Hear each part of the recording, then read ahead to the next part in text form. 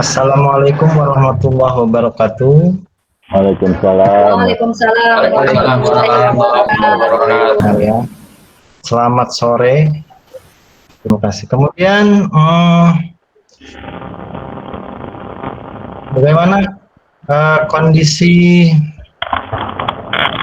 anak-anakku? Baik. Alhamdulillah baik. Alhamdulillah luar biasa. Alhamdulillah kita masih diberi kesehatan ya untuk pertemuan kali ini. Ya, itu yang sangat berharga. Kita jaga kesehatan. Apalagi posisi sekarang sedang pandemi ya. Makanya kita belajarnya daring dari rumah masing-masing ya. Kalau bisa kalau tidak ada keperluan mendesak ya jangan keluar ya. Ingat 3M apa? 1 Memakai masker, Pak. Memakai masker. Ya, Karena kita nggak harus pakai masker ya karena di rumah masing-masing. Kemudian satu lagi apa lagi? kita cuci tangan, Pak. Cuci tangan. Pakai Menjaga dompet, Pak. Dompet. dompetnya ya. Menjaga dompet. Oh, Oke, satu lagi apa?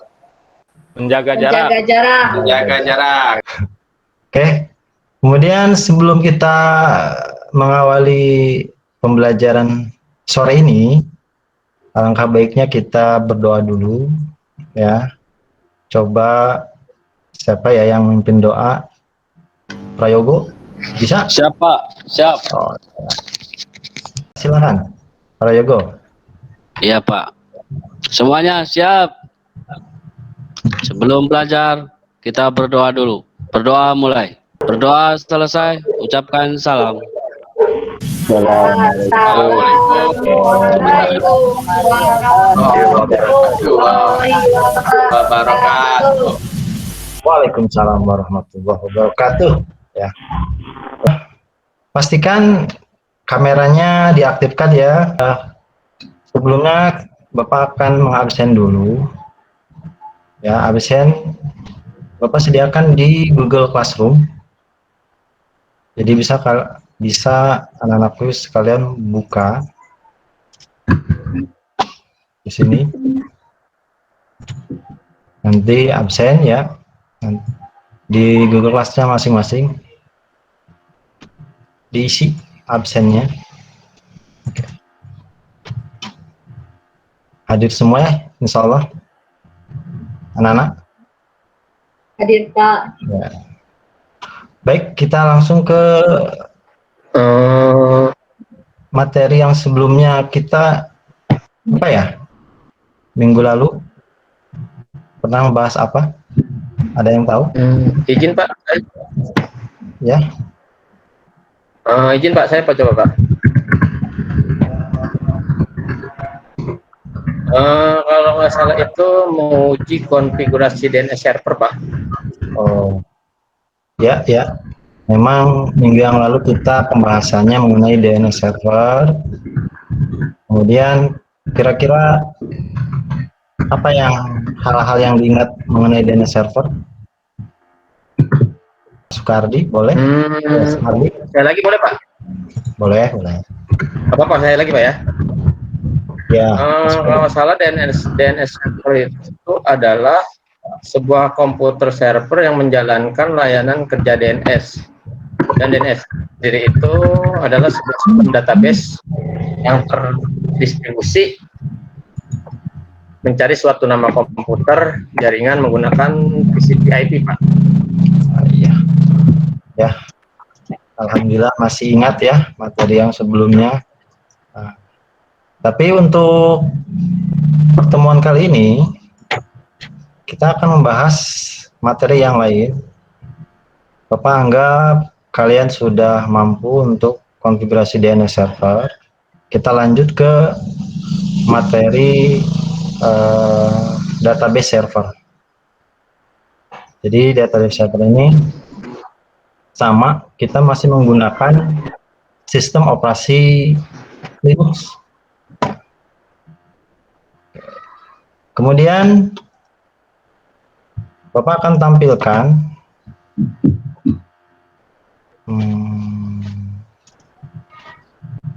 Jadi tujuan untuk materi database server ini untuk pertemuan pertama sudah terlihat? Sudah Pak. Oke. Sudah Pak. Ya. Untuk kali ini tujuan pembelajaran kita mengenai database server yaitu dari segi pengetahuannya kita melakukan pengamatan, menanya, memahami peserta didik, dan dapat menjelaskan konsep database server. Lalu setelah melakukan pengamatan, menanya, memahami peserta didik, dapat menentukan cara mengkonfigurasi database servernya. Dari segi keterampilannya, mampu melakukan praktikum, jadi melakukan proses instalasi dan konfigurasinya, khususnya di database server. Jadi yang minggu lalu sebelumnya kita menggunakan konfigurasi DNS server, untuk hari ini kita berlanjut ke database server. Masih menggunakan sistem operasi apa? Linux. Terakhir versi berapa? Anak-anak? 10 bukan ya Pak? Ya, 10. Yang lain ada? Yang 11 enggak? Saya pakainya yang 10 Pak. 10 ya. Nah, kali ini Bapak menggunakan data Debian yang Debian 8. Intinya sih sama saja. Memang ada perbedaan di konfigurasi Debian 8 dengan 9. Jadi pada saat konfigurasi IP address-nya memang beda sedikit saja. Kalau menurut saya kalian bisa menggunakan Debian 8, pasti juga bisa menggunakan Debian 9 dan 10.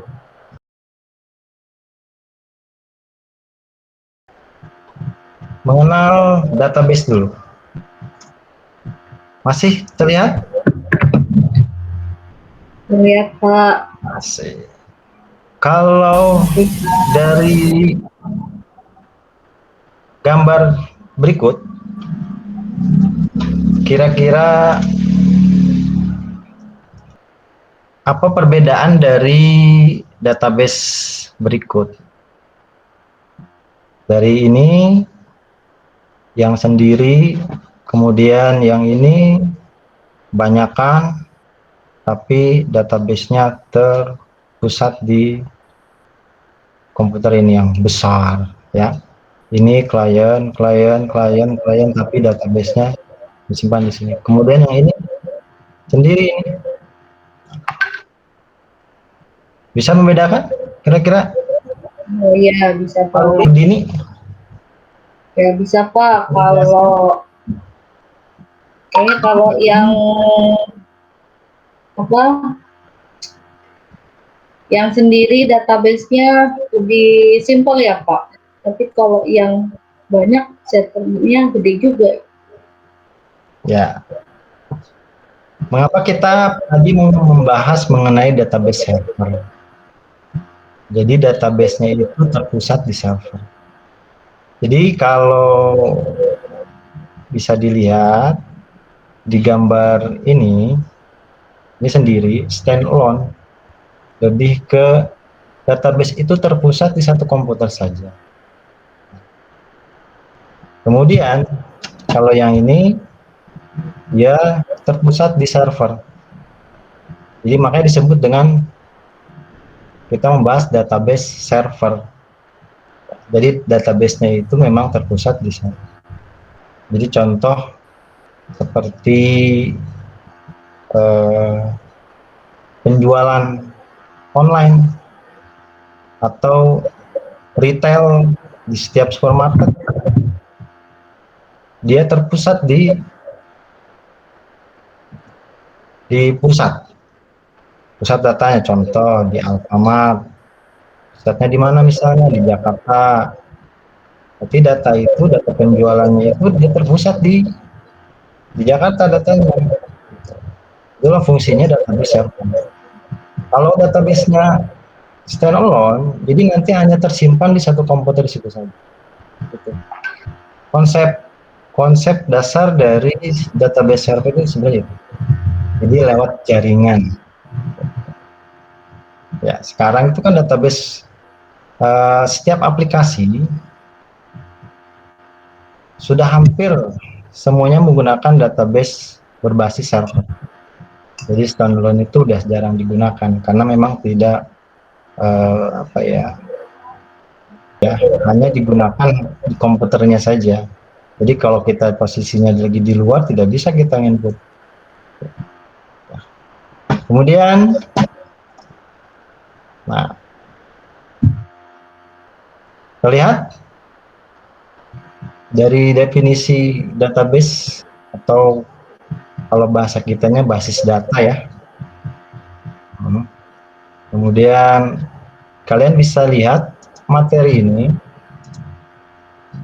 apa itu database server, kemudian apa itu database, apa keuntungan menggunakan database server, kemudian apa lagi, jenis-jenis mungkin atau prinsip dasar database server, kemudian jenisnya, yang terkenal mungkin yang gratis ya. Kira-kira MySQL itu gratis, open source. Kalau Oracle bayar kayaknya, karena memang dia perusahaan memang dalam bentuk untuk perusahaan besar biasanya, untuk keamanannya memang benar-benar terproteksi sangat baik, tapi tidak kalah memang dengan MySQL, karena memang MySQL itu open source, jadi banyak yang memang pengembangan sendiri gitu, jadi bebas. Oke. Nah, untuk materi ini kalian bisa download di Google Classroom. Di sana Bapak sudah sediakan modul, kemudian media ajarnya, KPD-nya, nah, kemudian nanti ada evaluasi untuk mengisi soal. Paham ya tugasnya? Paham, Pak. Nah, ada yang ditanyakan? Mudah-mudahan tidak ada ya, karena paham. Ya paham Pak, insya Allah. Paham, Pak. Ya. Selamat mengerjakan. Bapak kasih waktu kurang lebih 30 menit aja ya.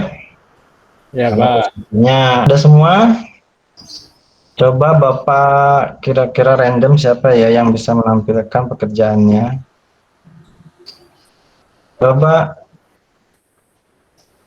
Ruli. Ya, Pak. Bisa? Ya. Kamu tampilkan Ya. Oke. pekerjaan tadi. Oke, baik Pak. Saya akan coba menampilkan hasil kerja saya setelah di LKPD. Mohon izin untuk presentasi ya Pak. Sekian presentasi dari saya, kurang lebihnya mohon maaf. Mungkin jika ada yang mau bertanya, dipersilahkan. Ya silakan, siapa yang ada yang mau nanya atau ada yang menambahkan? Oh, saya boleh? Sukardi? Ya boleh. Wah, Sukardi nih top. Tadi kan ada pengertian tentang client server tuh Pak ya? Apa sih itu aplikasi client server itu? Oke, aplikasi client server ya? Ya. Ya, izin menjawab Pak Suendar. Yo, silakan, bagus. Oke. Kemudian ada yang bisa menyimpulkan terakhir penutup ini? Saya, Pak. Oh, Dini, silakan coba Oke, simpulkan dari materi yang kita bahas tadi. Apa yang kita Terima kasih, dapat Pak. di pertemuan hari ini? Terima kasih Pak, luar biasa nih hari ini saya jadi ada wawasan lagi ya. Jadi kalau boleh saya menyimpulkan bahwa pelajaran hari ini tuh kaitannya dengan database server ya. Siapa? Bapak berdoa, kita penutupan siapa? doa. Ya. Mengakhiri pertemuan ini. Ya Pak. Ya. Mari Silakan. teman-teman, sebelum kita mengakhiri kegiatan pembelajaran ini, ada baiknya kita berdoa semoga apa yang kita dapat hari ini bermanfaat di kemudian hari. Amin. Amin. Berdoa mulai. Berdoa selesai. Beri salam. Assalamualaikum warahmatullahi Wabarakatuh. Waalaikumsalam warahmatullahi wabarakatuh. Ya, sampai jumpa minggu depan.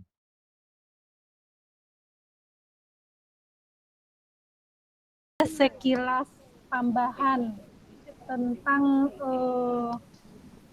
proses peer teaching kayak tadi misalnya langkah untuk memotivasi belajar pada siswa kan ada 3 pendahuluan, setelah itu kegiatan inti dan penutup. Nah, pada kegiatan pendahuluan mungkin ada langkah-langkah untuk meningkatkan motivasi belajar siswanya. Saya lihat tadi yang siswa Ibu Bapak ada yang kayak Bu Dini tadi ketiduran pas zuhur saya lihat. Nah, kalau Pak Suhen apa namanya? Pak Muhammad Suhendar. Ya, Bu. Semangat tadi kayaknya untuk proses peer teaching-nya. Nah, Ya, Bu. kayak Menghilangkan rasa grogi. tadi ya. Nah, menghilang. Jadi sebelum proses pembelajaran peer teaching-nya itu mungkin Bapak Ibu juga mempersiapkan yang pertama perangkat pembelajarannya, yang kedua hardware-nya yaitu laptop atau misalnya mikrofonnya bermasalah mungkin bisa ditambahkan dengan HP. Yang ketiga yaitu pakai data. Nah, karena kan ada rekamannya. Nah, seorang guru, calon guru sertifikasi tidak memiliki kesiapan untuk mengajar. Gimana untuk berikutnya? Yang pertama kan gurunya yang harus ada persiapan dahulu. Nah, setelah itu mungkin triknya gimana memotivasi siswanya dalam belajar. Nah, metode yang digunakan, setelah itu memanfaatkan media pembelajarannya, setelah itu evaluasi pembelajaran yang Ibu Bapak gunakan. Nah, biasanya mungkin pembelajarannya dilaksanakan tatap muka, Ibu Bapak bisa mengamati siswanya dalam proses belajar. Kalau misalnya sekarang yang menuntut kita pembelajarannya online, nah berarti Ibu Bapak juga harus ada trik-trik metode-metodenya melihat apakah nanti output dari pembelajaran yang Ibu Bapak laksanakan itu tercapai. Nah, mungkin dengan adanya metode pembelajaran yang tepat, setelah itu menggunakan media pembelajaran yang sekarang kan banyak, menggunakan platformnya, nggak mungkin dengan grup WA aja atau dengan Zoom aja Bapak gunakan hasil belajarnya tercapai atau meningkat.